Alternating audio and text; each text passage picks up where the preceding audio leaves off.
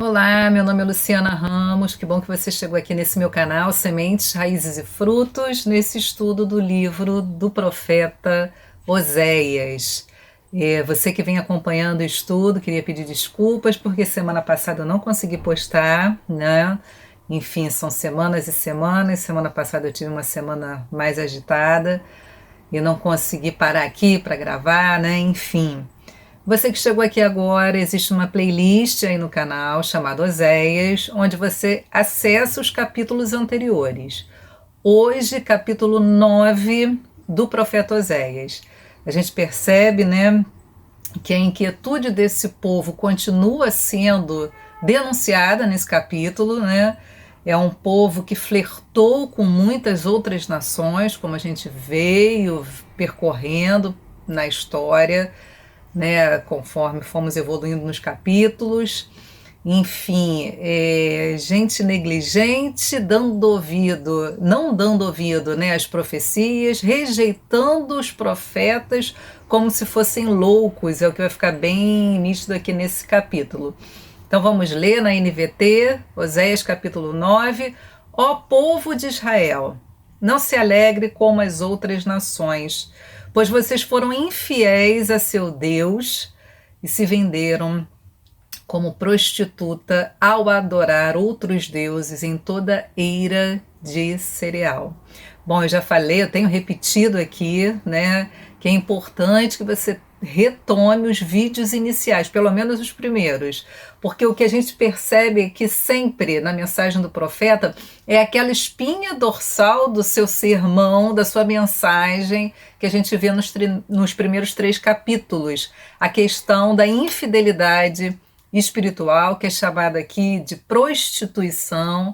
Essa nação, ou essas tribos, né, acho que é mais adequado falar tribos, porque essa ideia de nação é uma ideia muito, muito posterior na história, né? Aqui são tribos.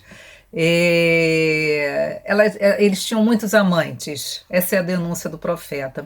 A essa altura você pode estar assim cansado de ouvir tantas advertências sendo rejeitadas. Durante muito tempo, esse povo sendo advertido dos seus maus caminhos, repetidas vezes, mas enfim, nós somos essas pessoas. Nós somos essas pessoas que, se não formos orientadas pelo Espírito, fortalecidas pelo Espírito, incorremos, né, nos mesmos erros. Nós não estamos assim tão distantes. A voz da profecia nesse tempo, né? Essa voz insistente advertindo quanto ao erro. Hoje nós que somos habitações do Espírito ouvimos, né? Temos esse discernimento, temos a letra da lei escrita em corações, ou seja, nós temos esse contato íntimo com a verdade, né? Mas a gente precisa ouvir recorrentemente, por isso que eu insisto todos os dias. Quem me segue no Instagram, lucianaramos.sementes, todo dia eu faço a mesma coisa, insistir com você na sua devocional, porque eu e você somos pessoas que esquecemos, que precisamos criar raízes nessa nova natureza todos os dias, né? Da mesma forma que a gente precisa se alimentar todos os dias. Bom, o texto segue, né? Agora suas colheitas não bastarão para alimentá-los, não haverá uvas para fazer vinho novo. Vocês não permanecerão na terra do Senhor. Em vez disso, voltarão para o Egito e na Assíria comerão alimentos impuros. Esse texto aqui é um exemplo do pecado dando seus frutos, o desterro, o exílio, como nós já vimos, fruto dessa infidelidade desse povo. Ser infiel é um comportamento que os constituía, que permeia todas as relações desse povo com as outras nações. Então, uma vez que eles são constituídos, né, nessa infidelidade, a gente percebe, né, como esse distanciamento de Deus desintegra, porque é Deus quem mantém a nossa integridade, a integridade de um reino, quando Ele reina soberanamente. Buscaram por elas, buscaram por essas nações, no meio delas viverão. É o pecado dando seus frutos. Eles estão exatamente achando encontrando aquilo pelo que procuravam. Não colheriam o que plantaram, seriam exilados, a paga da sua prostituição não seria usufruída. Essa fala tem a ver com os 3 primeiros capítulos, né? Aquela mulher que sai em busca de alimento, uma vez que eles se prostituíram cultualmente em troca de fertilidade. Então, esse seu estimado calendário religioso, né, seria apenas uma lembrança. E o texto continua: ali não apresentarão ofertas de vinho ao Senhor, seus sacrifícios não o agradarão, serão impuros como um alimento tocado por uma pessoa de luto, todos que apresentarem esses sacrifícios se contaminarão. Eles próprios comerão o alimento, mas não poderão oferecê-lo ao Senhor. Isso está falando de exílio, né? O que oferecerão nos feriados sagrados? Acabou, desterrados, acabou esse calendário religioso. Como celebrarão as festas do Senhor? Mesmo que escapem da destruição nas mãos da Assíria, o Egito os conquistará e Mênfis os sepultará, essa relação que eles tinham com as outras nações. A urtiga cobrirá seus tesouros de prata e espinhos invadirão as ruínas de suas casas. A festa da colheita do outono era sagrada para eles, era um sacramento, era o símbolo dessa expectativa de sobrevivência. A abundância da colheita estava diretamente relacionada à integridade da religião. Deuses eram buscados, e eu falei que eles buscaram Baal e seus ritos de adoração em troca de fertilidade. A fertilidade central para um povo cuja economia de subsistência era agrária e pastoril. Então Deus interviu exatamente aqui, porque se os campos continuassem dando os frutos, se eles continuassem colhendo e comendo perfeitamente, né, eles entenderiam que estaria tudo ok com a religião deles. Quando não estavam, eles se deitaram com outros deuses em busca de fertilidade e de abundância de colheita, mas dela não se saciariam. Coração humano entregando à alma aquilo que não permanece. E aí eu te sugiro aqui no canal a parábola do rico insensato. Louco, hoje te pedirão a sua alma. E agora, hoje te pedirão a sua alma. O que você tem será pedido. Acabou a história, né? O que você vai ter para oferecer? Então eles se desgastaram correndo atrás daquilo que não permanece, ao invés de comer o pouco que sacia, como diz Provérbio, né? O pão comido em paz tem saciedade. É o contrário do que a gente está vendo aqui, é o contrário disso. Desterrados, não podiam fazer suas ofertas, não podiam manter seu calendário religioso, né? Essa religião que era como um amuleto para eles, né? Não era uma religião verdadeira nesse sentido prescrita por Deus. Por isso o verso 7 pode ser compreendido a partir dessa disciplina de correção. Chegou o tempo do castigo de Israel, o dia do acerto de contas, sim, Israel se dará conta disso. Como eu disse, uma religião que era um amuleto, uma superstição, está sendo ameaçada, né? É como se a gente pudesse atualizar nas palavras de Tiago no Novo Testamento, né? Ele diz: adúlteros, não percebem, adúlteros, aqui é a mesma menção, né? Essa prostituição espiritual, não percebem que a amizade com o mundo os torna inimigos de Deus? Repito, se desejam ser amigos do mundo, tornam-se inimigos de Deus. Tiago 4,4 é sobre isso aqui, né? Por quanto tempo, então, é necessário repetir essa mensagem? Até o fim, porque essa nossa nova humanidade, nascida do Espírito, foi feita para uma relação de amizade fiel.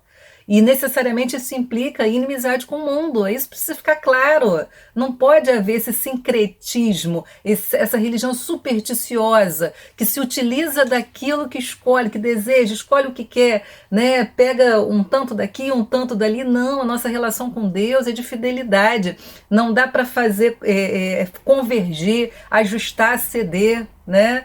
Como o próprio Tiago diz no versículo 5, o que vocês acham que as Escrituras querem dizer quando afirmam que o Espírito colocado por Deus em nós tem ciúmes? Sim, é relação exclusiva. A relação com amantes é uma relação utilitária, isso fica claro por todo o estudo de Oséias, é utilitária, né? Deixa de fora o compromisso que sustenta a relação, não é firmado numa aliança, né? E aí, o anúncio do juízo, né? O profeta veio com esse anúncio de juízo, abre espaço para a reação deles. E qual foi a reação deles? Verso 7. Por causa de seu grande pecado e sua hostilidade, vocês dizem: os profetas enlouqueceram e os homens inspirados não passam de tolos. Essa é a resposta deles. Não tem problema com a gente. A loucura é de vocês, profetas. O profeta é um vigia sobre Israel. Para meu Deus, mas por onde vai, encontra armadilhas, até no templo de Deus enfrenta hostilidades. Os profetas eram tomados como loucos. Sua mensagem rejeitada. Enfrentavam hostilidade e morte. Como sentinelas, como vigias, eles não conseguiam executar só o seu papel de anunciar, né? O que o vigia faz? Anuncia a invasão, anuncia o inimigo que chega, anuncia o perigo. Mas aqui os profetas não conseguiam apenas fazer isso, eles tinham que dar conta, né? De olhar, de cuidar de si mesmo, porque por onde iam eram hostilizados, perseguidos. Olha que incoerência, por que perseguir um sentinela se ele dá anúncio do perigo? Mas é essa incoerência que permeia esse povo, é essa denúncia, né? Olha esse lamento de Jeremias. Eu era como um cordeiro levado para o matadouro. Não fazia ideia de que planejavam me matar. Vamos destruir esse homem, suas palavras diziam. Vamos derrubá-lo para que seu nome seja esquecido para sempre. Ó Senhor dos exércitos, tu julgas com justiça e examina pensamentos e emoções. Permite que eu veja a tua vingança contra eles, pois coloquei minha causa em tuas mãos. Assim diz o Senhor a respeito dos homens de Anatote, que queriam me ver morto. Eles tinham dito: nós o mataremos se não parar de profetizar em nome do Senhor. Jeremias 11, de 19 a 21. Era isso que esperava pelos profetas, né? Povo de coração arrependido, profeta anunciando, trazendo uma mensagem dura, escancarando pecados, e a reação é: louco é você, nós vamos te matar, nós vamos calar sua voz é insuportável aos nossos ouvidos, porque revela algo que a gente não quer ver, né? Então são descritos como vigias, sentinela, profeta é a voz do povo no meio é a voz de Deus no meio do povo, desculpa, não haver profecia, né? Não ter voz profética, a anunciação da verdade de Deus é a ruína de um povo. Sua salvaguarda eram os oráculos de Deus, a sua revelação. Por isso eles estão sob ameaça, né? O que os guardavam não eram suas fortificações, mas antes o conhecimento do Senhor, que eles recorrentemente rejeitaram. Não é assim, né? Aqui nós temos um embate entre o profeta e o povo, ou sacerdotes, né? Não se finha, muito do texto é denúncia direta contra os líderes da nação, né? Não se fia em colheitas fartas como sinal de religião bem-sucedida, porque em breve, denunciou o profeta, vocês vão perder tudo. Segue o texto, né? Meu povo faz coisas depravadas como em Gibeá muito tempo atrás. Deus não esquecerá, certamente os castigará por seus pecados. Faz tempo, muito tempo, que vocês se prostituem. Gibeá, né, mencionado aqui, é um lugar lá que em Juízes é dito que era pior do que Sodoma e Gomorra. Quando encontrei você, Israel, foi como encontrar uvas no deserto. Quando vi seus antepassados, quando encontrei você, Israel, foi como encontrar uvas no deserto. Quando vi seus antepassados, foi como ver os primeiros figos maduros. A história começou com um potencial frutífero, uva no deserto. Qual a possibilidade disso acontecer? Fala desse potencial. Eles podiam ter se tornado vinho, né? E isso no deserto, lugar improvável. Figos maduros. O comentarista diz que leva de 5 a 6 anos para uma figueira dar fruto. Fala desse potencial, os primeiros frutos que Deus teve contato, Abraão, Isaac e Jacó, mas eles me abandonaram por causa de Baal Peor e se entregaram à vergonhosa idolatria. Logo se tornaram tão repugnantes quanto o ídolo que adoravam.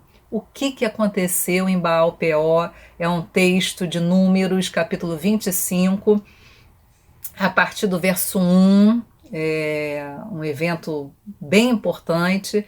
Enquanto estavam acampados em Sitim, os homens de Israel começaram a manter relações sexuais com mulheres moabitas da região. Essas mulheres os convidaram para o sacrifício a seus deuses. O povo participou da festa e adorou os deuses de Moabe. Armadilha antiga essa, né? Assim, os israelitas prestaram culto a Baal-Peor. Nós estamos em Números, lá no início da história desse povo, né?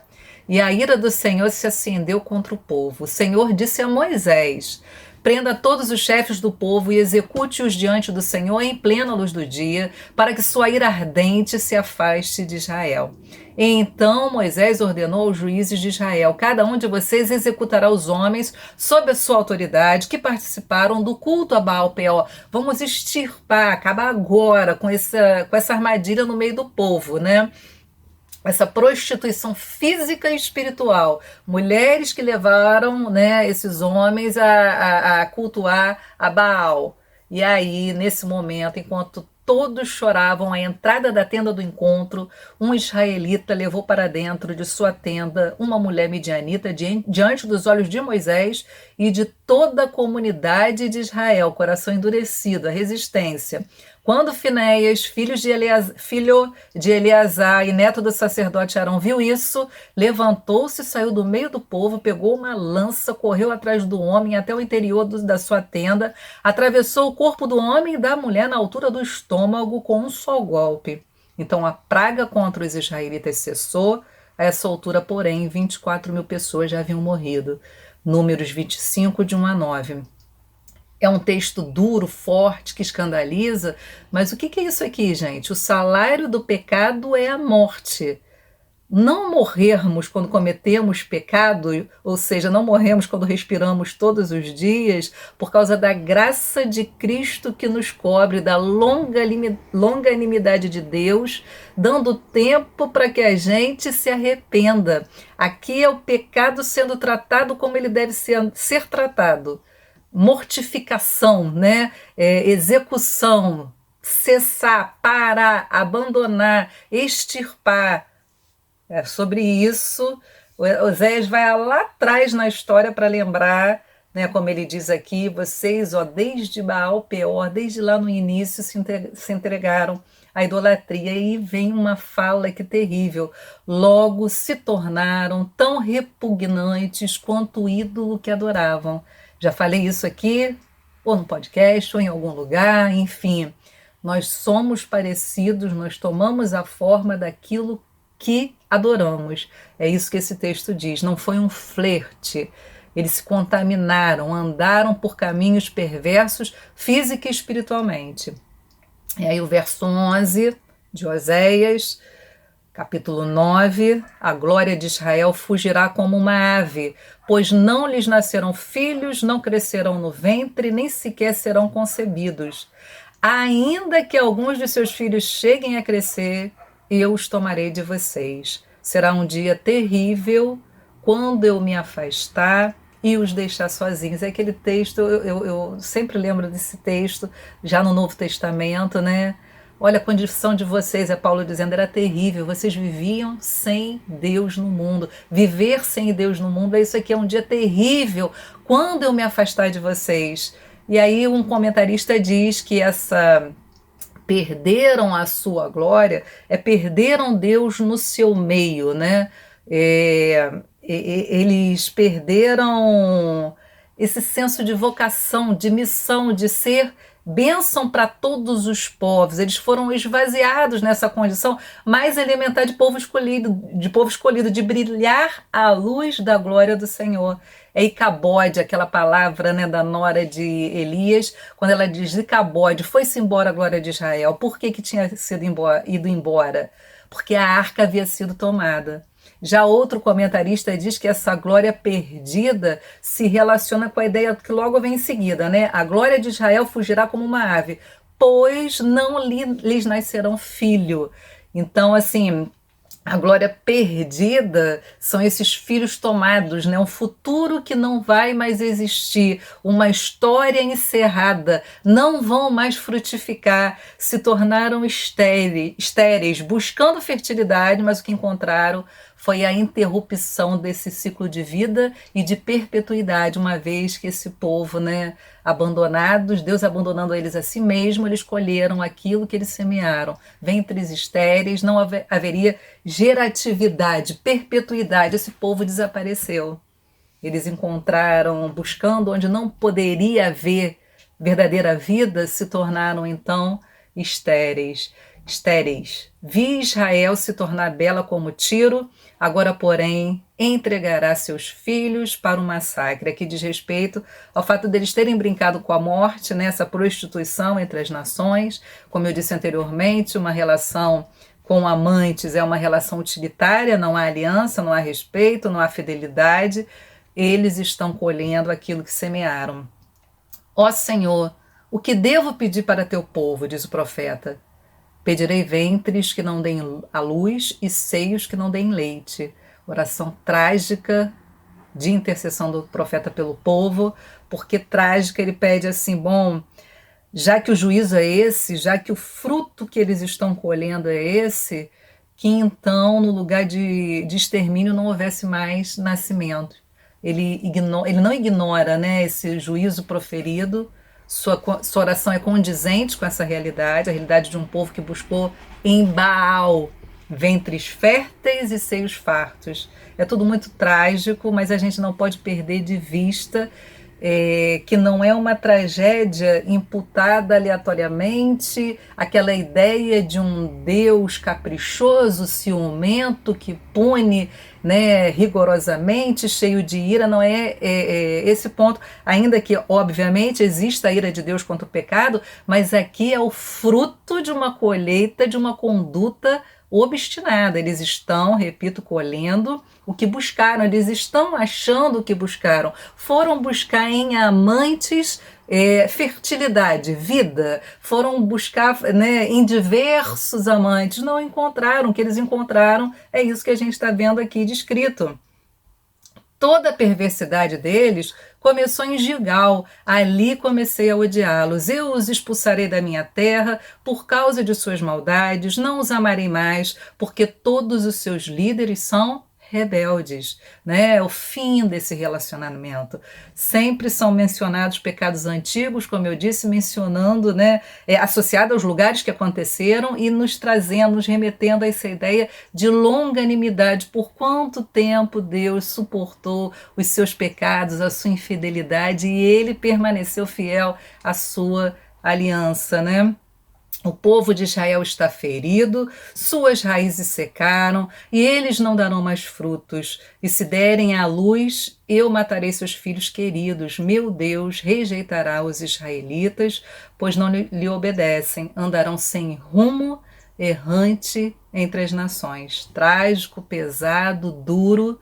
Os filhos que eles ofereceram a deuses, né? Aqui aparece Deus mesmo tomando esses filhos para si, rejeitados, essa condição de povo desterrado, espalhado, sem raiz, longe dos rios de água viva, né, cortados da videira verdadeira, todas essas expressões de morte espiritual, seco, desterrados, lançado como palha. Que condição terrível a do homem sem Deus. Aqui o que nós vemos é um Deus que insiste numa relação, no amor, e um povo que sistematicamente o rejeita.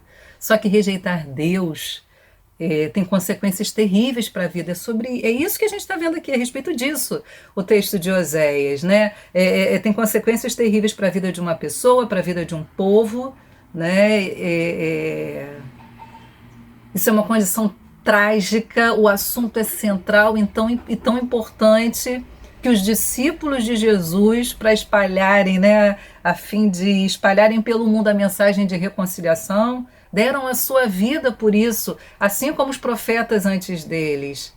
Cristo deu sua vida para que esse problema pudesse ter solução, para que essa obstinação e essa rejeição do amor de Deus pudesse ter solução.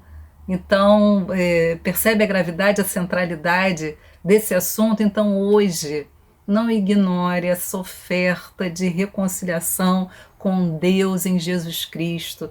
Ele é a nossa paz, Ele nos insere numa relação harmoniosa, cheia de vida, Ele nos dá raízes saudáveis, Ele nos faz frutificar.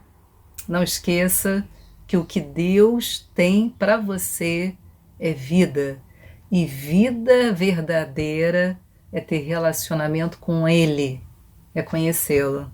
Bom, se esse vídeo te abençoou, espero que você compartilhe, lance essa semente aí para outras pessoas. Não deixe de se inscrever no canal, curtir o vídeo e compartilhar.